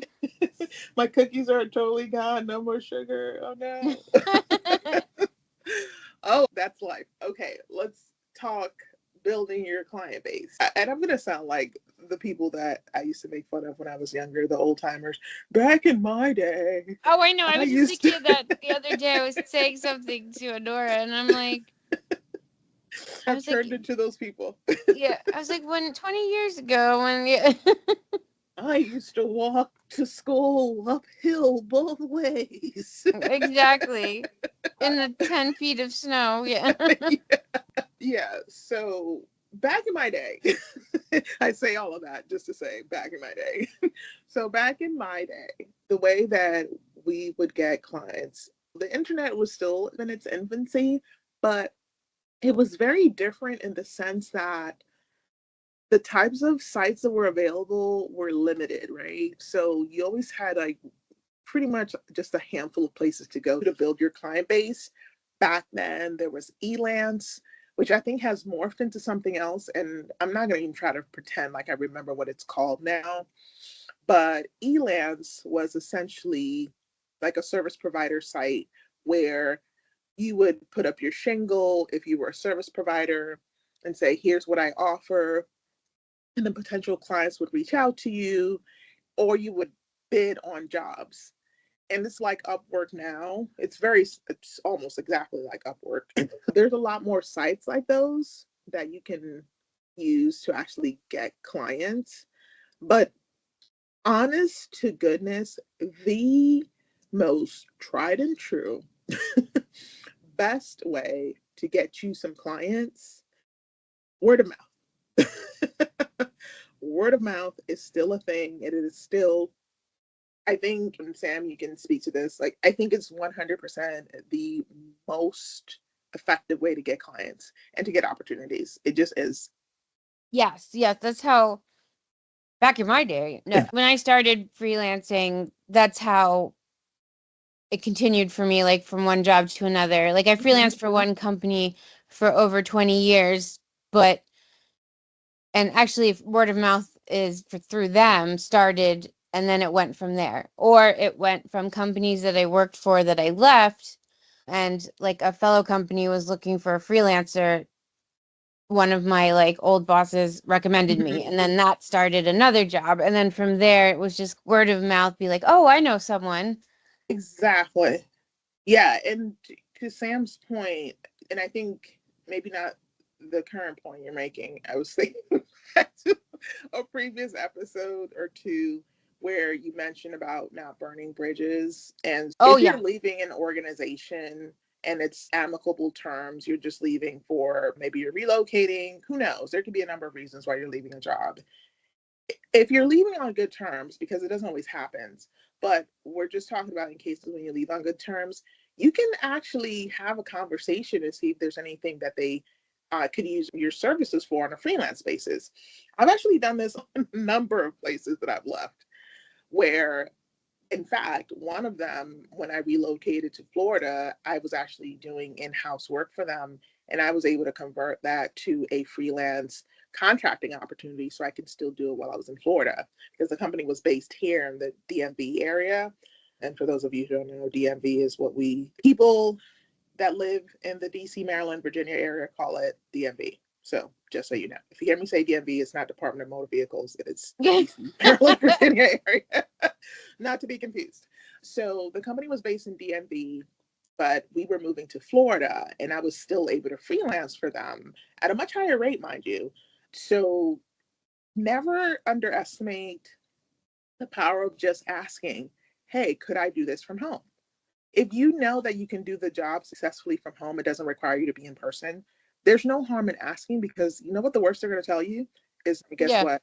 You won't die. I promise. I promise that the earth won't swallow you whole.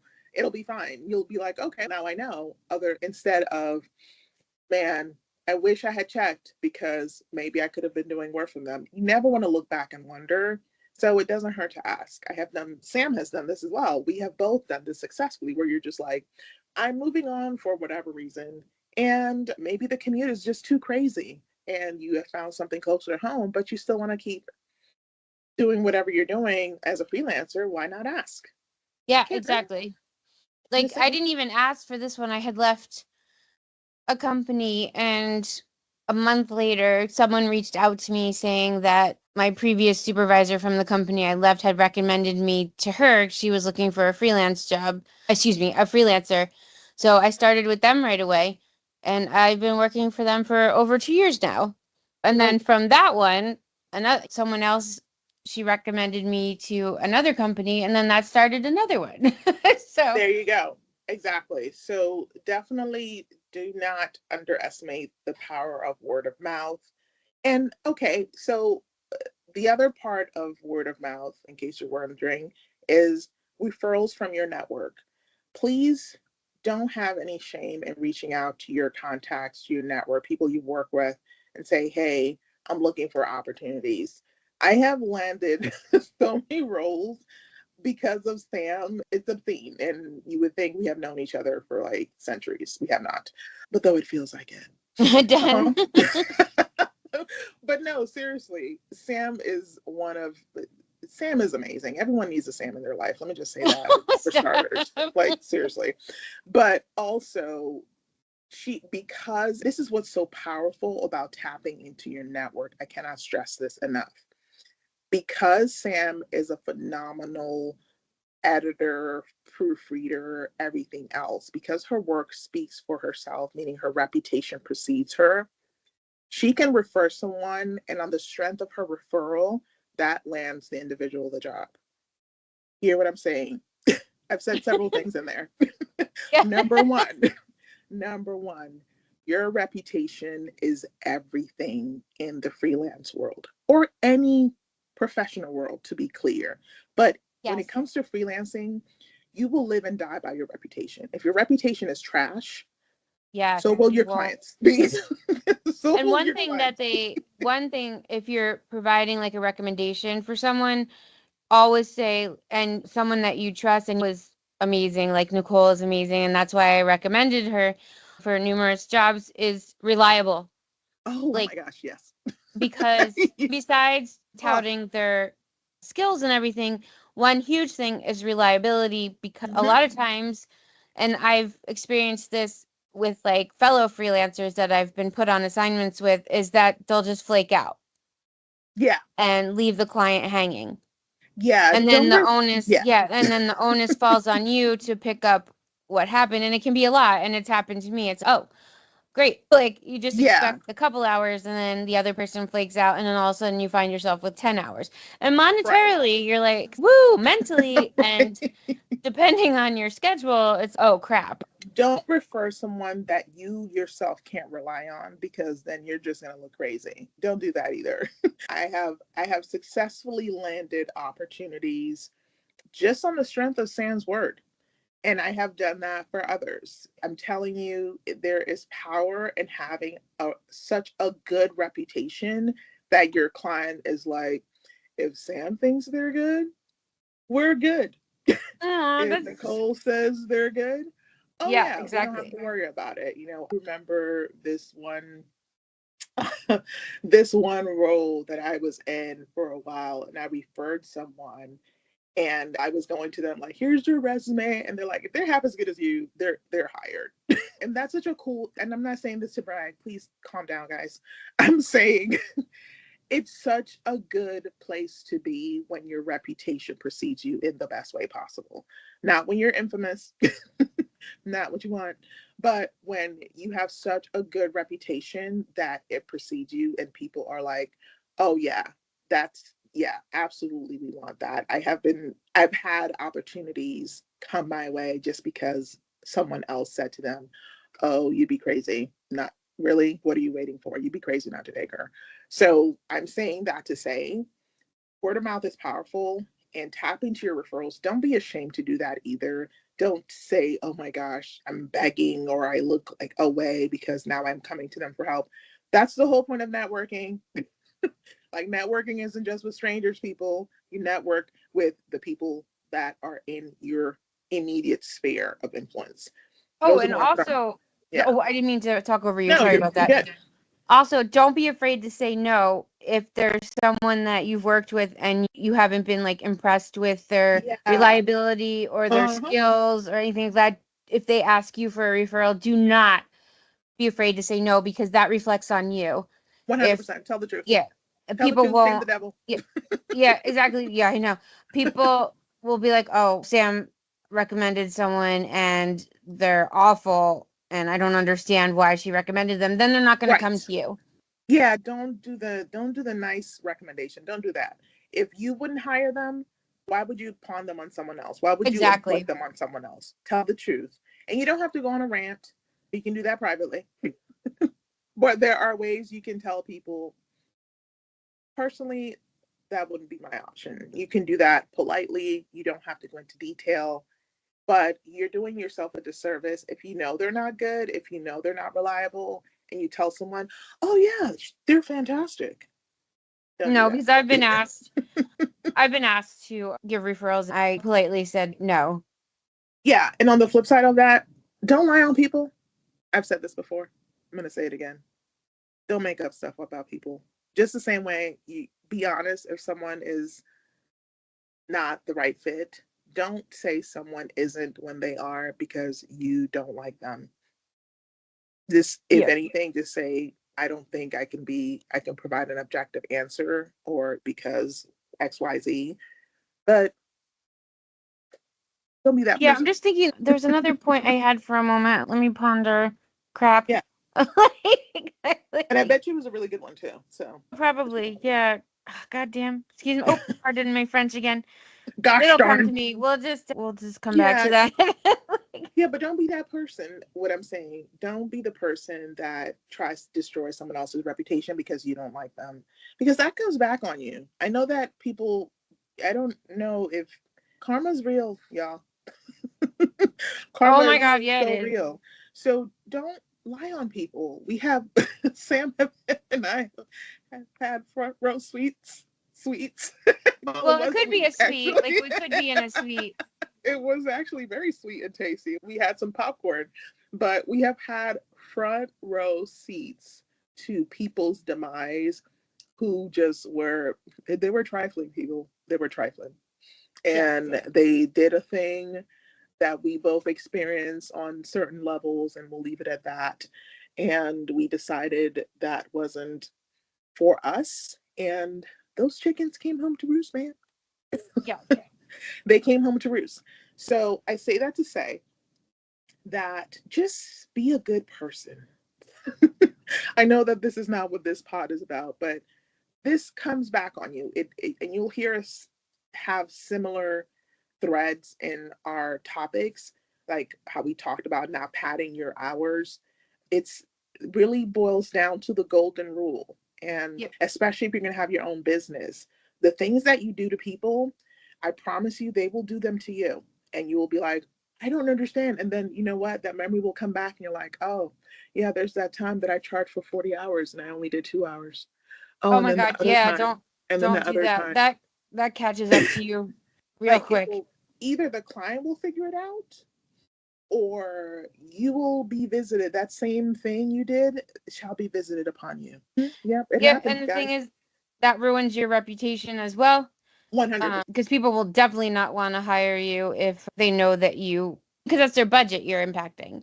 Exactly. So don't do that. Like, And the thing don't. is, I don't understand why people lie about qualifications and everything because they're going to find out once you start working for them.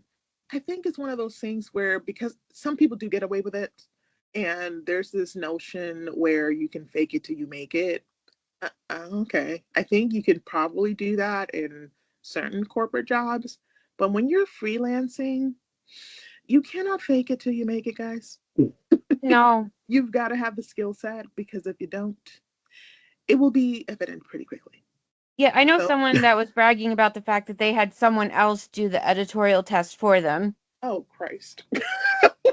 Yeah, this was a while ago, obviously, but Oh, yeah, I remember them saying, "Oh, that worked out. that didn't work out well at all." Oh, I wonder why.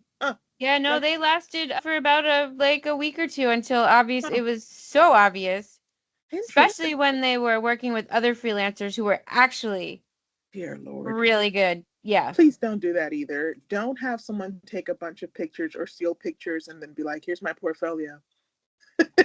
Yeah, no, it's like the same. Yeah, I just couldn't believe that. And then they're taking jobs Oh, from other qualified individuals. you guys can tell probably what really taps our hide and what burns Sam's Burns my biscuits. biscuits. Yeah. Like we have we take umbrage. See, there's another word. We just Oh, throw things in there with the razzle dazzle. yes. We take umbrage with people who are not honest and who don't do the right thing. We do. And so therefore we will talk about it a lot. And it's going to creep up in pretty much everything we talk about. Don't be that person who has someone take their editorial test for them and then you look crazy because you don't know what a split infinitive is. Bit you in the face. Don't do that, please. Yeah, nope. So, yeah, that's a very good case in point. Please don't lie about your credentials, especially in the freelance market. It is a whole other beast. I'm telling you, the circles are small. Don't say you worked someplace when you didn't. Don't just pull things out of a hat. You would be surprised how many people actually worked at the place that you said you worked at. And then when they're asking you specific questions, you're like, huh? What? I'll get back to you. Don't do that. Yeah. So we'll probably rant about this again. But yeah, that's in a nutshell. Be Yeah. honest. Don't be vindictive. Don't be spiteful. You can be upset about things that happen. I do that all the time. I rant to Sam all the time. She knows all of my rants and vents. And And you then know mine. Yeah. there you go. But then you know what? We move on. That's what we do Yep. because life is too short. So sometimes it takes us a little longer. That's just what happens. But it's okay. Yeah, We're and a work then, in progress. I'd rather not have jobs for a bit going on my reputation than making things 100%. up to get a job really quick. 100%. Yeah. Did we talk about all the topics? No. Yep. Did we? Let me check again. I think hold on. Oh, home office setup. Oh, shoot. Yeah. Oh, man. Okay. If you want, we could save that one. I think we will because that's going to take us a little bit of time. I think. Yeah, I was gonna say that's another big one. That's what she said, but Oh, nice. boom! I like that one. Well done. Well done. Thank you. Okay. Yeah, let's save that because I think that's going to take us a little bit of time. And maybe if I have enough time, maybe I'll take some pictures. No promises, but maybe I'll like this is my setup.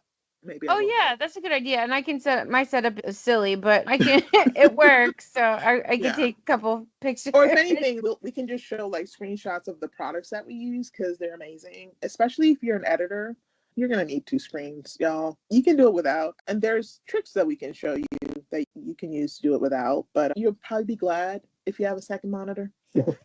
I'm just saying you need at least a second monitor. Yes, it's a lifesaver.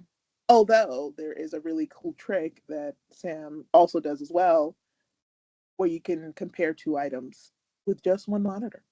Yes. It's actually pretty cool. It works pretty darn well. I actually didn't realize that was a trick until you mentioned it when I asked you about it. And I was like, oh, I was doing that the whole time and I didn't know that was a cool hack. Cool. Was that the PDF one? No, the alt tab. Oh yeah. Yes. I was Okay. like, oh, okay. That's a cool shortcut that I was doing, but didn't know that was a thing that people didn't know about doing. All right, Yep. cool. Awesome. But we'll talk Mhm. about that later because we are like, how long did we go for? 55 minutes. That's what she Yeah. said. If only. No, We're- I'm just kidding. We're so My husband's not here, so I felt comfortable saying that. Just joking. guys, we are very immature. We own that. That's okay. I haven't even sent any of the links of this pod to my mother because I know that she would, oh my gosh, she'd be so judgy right now. So Yeah. she has none of the links and she will probably get none of them unless she finds them on her own because we are immature over here. And the first text message she'll send me is, what is that's what she said? Yes, I know. But you know what? Life is too short not to be like this, I think. Exactly. So she'll ask me about that, and it'll be so awkward to try to explain why do we randomly say that's what she said after certain topics. So I don't want to have that conversation. Therefore, Yeah, we're just hope keeping he never keeping the finds office them ever. alive. Yeah, we are.